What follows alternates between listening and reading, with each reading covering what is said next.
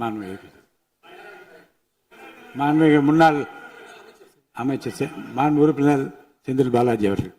மாண்புமிகு பேரவைத் அவர்களே, எங்களுடைய எதிர்க்கட்சி தலைவர்கள் சொன்னார்கள் மின்வெட்டு சம்பந்தமாக. இப்போதைய அமைச்சர் அவர்கள் அது குறித்து கருத்துக்களை சொன்னார்கள்.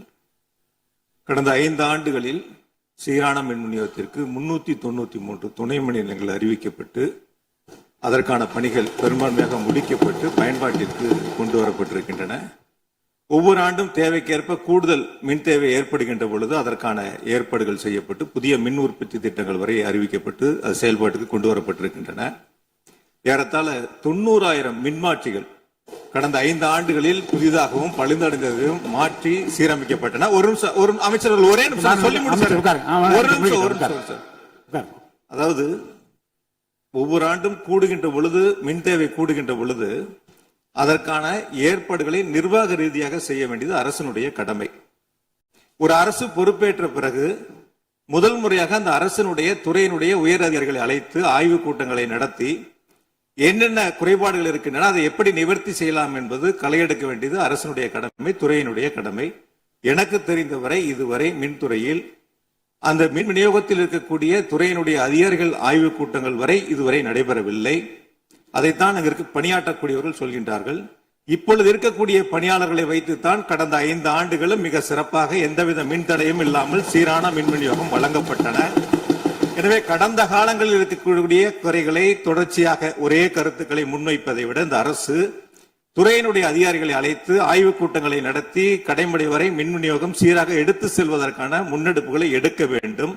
எங்களுடைய எதிர்க்கட்சி தலைவர் துணை முதலமைச்சராக இருந்த பொழுது அவருடைய சேப்பாக்கம் திருவல்லிக்கேணியிலேயே பல்வேறு மின் திட்டங்களை தங்களுடைய திருக்கரங்களால் தொடங்கி வைத்திருக்கின்றார்கள். அது அனைத்து தொகுதியிலும் அனைத்து மின் திட்டங்களும் சிறப்பாக கடந்த 5 ஆண்டுகளில் நிறைவேற்றப்பட்டிருக்கின்றன. அதையும் நீங்கள் எடுத்து பார்த்து இனி என்னத்தை நீங்க உங்களுடைய பத்திரிகை செய்தியிலேயே கொடுத்திருக்கிறீங்க. 100க்கும் மேற்பட்ட துணை மின் நிலையங்கள் 10,000 கோடியில் பணிகள் தற்பொழுது நடைபெற்று வருகின்றன என்று உங்களுடைய பத்திரிகை செய்தியில இருக்கு. அப்ப இதெல்லாம் கடந்த காலங்களில் தொடங்கப்பட்ட திட்டங்கள். நீங்க எதையும் தொடங்கலன்னு பொத்தாம் பொதுவா சொல்வதை விட்டுவிட்டு என்னென்ன கூடுதலாக நாம் எடுத்துக்கொள்ள வேண்டும் என்பதை கவனத்திலே இந்த அரசு கொள்ள வேண்டும். மாண்புமிகு பேரவைத் தலைவர் அவர்களே, மாண்புமிகு உறுப்பினர் மாண்புமிகு உறுப்பினர் சொன்னப்ப சொன்னாரு அறிவிப்புகள் நிறைய செஞ்சிருக்கோம்னு. கடந்த ஆட்சியில் அறிவிப்புகள் மட்டும்தான் செஞ்சிருக்காங்க, எதையும் செயல்படுத்தவில்லை. அது இல்லாமல் அவர் சொல்லியிருக்கிறார் நாங்கள் அது சம்பந்தமாக வெள்ளை அறிக்கை 2 நாள்ல வெளியிடுவோம். நீங்க அமைதியா இருக்கலாம், 2 நாள் அது சம்பந்தம் வெளியிடுவோம். அது இல்லாமல் 90,000 டிரான்ஸ்பார்மர் வாங்கியதாக சொல்லியிருக்கிறார். அதில் 44,000 டிரான்ஸ்பார்மர் வாங்கியதற்கான சிபிஐ வழக்கு பதிவு செய்துள்ளது. அதுல அவங்க வாங்கின லட்சணம் எந்த லட்சணத்தில் அந்த டிரான்ஸ்பார்மர் வாங்கப்பட்டது அப்படின்னு தெரியும். அது இல்லாமல் அதற்கு முன்னால் இருந்த மின்சாரத்துறை அமைச்சர் அங்கே அமைதியா உட்கார்ந்து இருக்கிறார். முன்னால் இருந்த மின்சாரத்துறை அமைச்சர் அமைதியா உட்கார்ந்து இருக்கிறார். இது தேவையற்ற விவாதத்தை எழுப்ப வேண்டாம். 2 நாட்கள்ல வெள்ளை அறிக்கை வெளியிடப்படும். அதற்கப்புறம்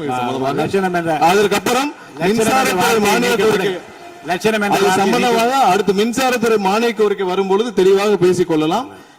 ஏற்கனவே நீங்கள் செஞ்ச எல்லாமே எவ்வளவு தூரம் டிரான்ஸ்பார்மர் வாங்குனீங்க எல்லாமே சிபிஐல 3 வருடம் கடுமையான போராட்டத்திற்கு அப்புறம் சிபிஐல வழக்கு இருக்கு. எல்லாம் விரிவாக மின்சாரத்துறை மானிய கோரிக்கை அப்ப பேசிக்கலாம். 2-3 நாட்களில் வெள்ளை அறிக்கை வெளியிடப்படும். அப்போ பேசிக் கொள்ளலாம். வழக்கு விசாரணை உள்ளதை பற்றி மாண்புமிகு அமைச்சர் பேசியது நீக்கப்படுகிறது. லட்சணம் என்ற வார்த்தை நீக்கப்படுகிறது.